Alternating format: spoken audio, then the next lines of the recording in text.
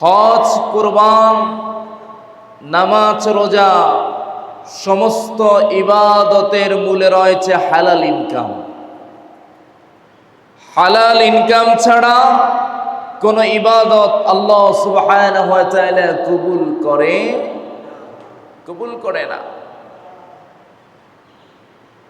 আপনার যে কোরবান করবেন, কোরবানের পশু কিনার টাকাটা হতে হবে হালাল টাকায়।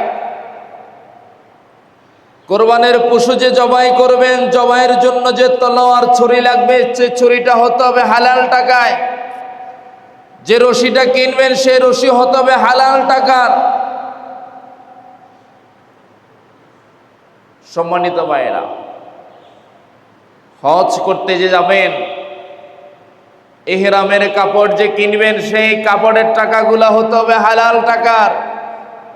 হজের জন্য রেজিস্ট্রেশন করতে যাবেন, সে রেজিস্ট্রেশনের টাকাগুলো হতে হবে হালাল টাকার। আপনার সমস্ত কিছুর ভিতরে হালাল থাকতে হবে। এক বিন্দু পরিমাণ হারামও যদি থাকে, সাথে সাথে হজ বলেন, কুরবান বলেন, আর্থিক ইবাদতগুলা তো বাদ হবে।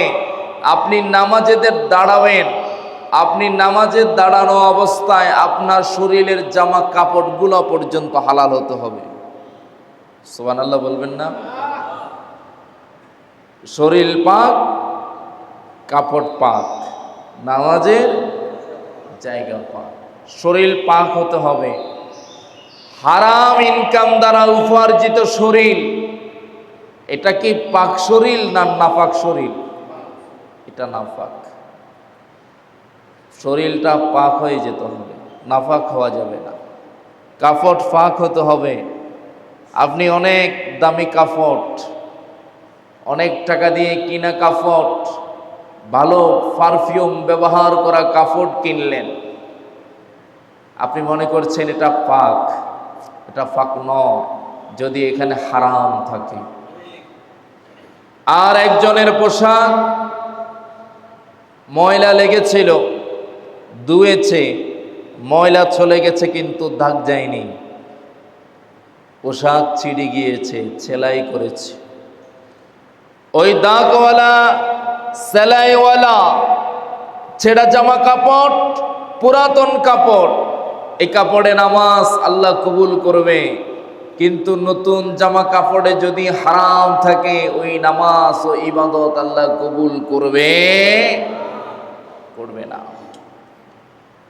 আল্লাহ রাব্বুল আলামিন সূরাতুল মুমিনুনের 51 নম্বর আয়াতের ভিতরে তার নবীকে বললেন, ইয়া আইয়ুহার রাসূল কুলু মিন তাইয়্যিবাতি ওয়া'মালু সালিহান ইন্নী বিমা তা'মালুনা আলীম।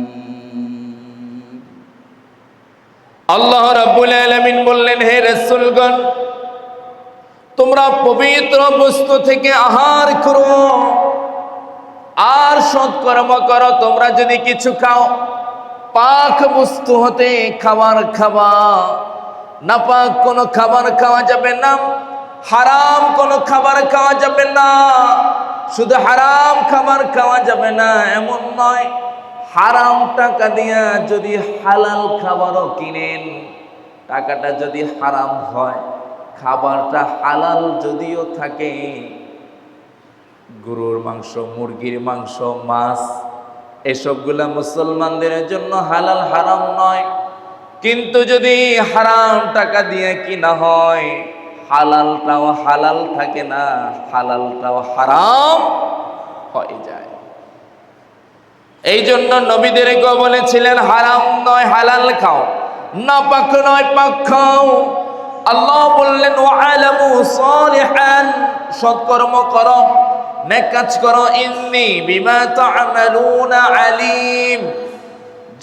যতই বলো না কেন, হালাল টাকা দিয়ে এটা করি সেটা করি, হারাম নাই, হারাম নাই। কার ইনকামে হালাল আছে, কার ইনকামে হারাম আছে, বান্দা যত লুকাক না কেন, হালাল হারাম সম্পর্কে জানেন কি? আল্লাহ জানে কি জানে না? অবশ্যই জানে। অবৈধ উপার্জন থেকে আল্লাহ সুবহানাহু ওয়া তাআলা বাঁচার জন্য বলেছেন। সম্মানিত ভাইরা আমার, একটা জিনিস খেয়াল করে দেখেন, মরা গরুর মাংস খাওয়া হালাল না হারাম? কথা বলেন, হালাল না হারাম? হারাম। শুয়োরের মাংস খাওয়া হালাল না হারাম? হারাম। মৃত জীবের মাংস খাওয়া হারাম। কিন্তু যখন নিরুপায় হয়ে যায়, উপায়হীন হয়ে যায়, ইসলাম তখন খাওয়াটা হালাল করে দিয়েছে। সুবহানাল্লাহ। তার সামনে কোনো খাবার নেই, কোনো সুযোগ নেই, তখন এটা হালাল। কিন্তু ভাইরা একটা কথা মনে রাখতে হবে, কিন্তু যে অবস্থাতে থাকেন না কেন, যে পরিস্থিতিতে থাকেন না কেন, সুদ খাওয়া, ঘুষ খাওয়া, দুর্নীতি করা, আরেকজনের জায়গা মেরে খাওয়া, এটা সকল অবস্থায়, সকল সময়ে, সকল পরিস্থিতিতে হারাম করেছেন কি? এটা কখনো হালাল নয়।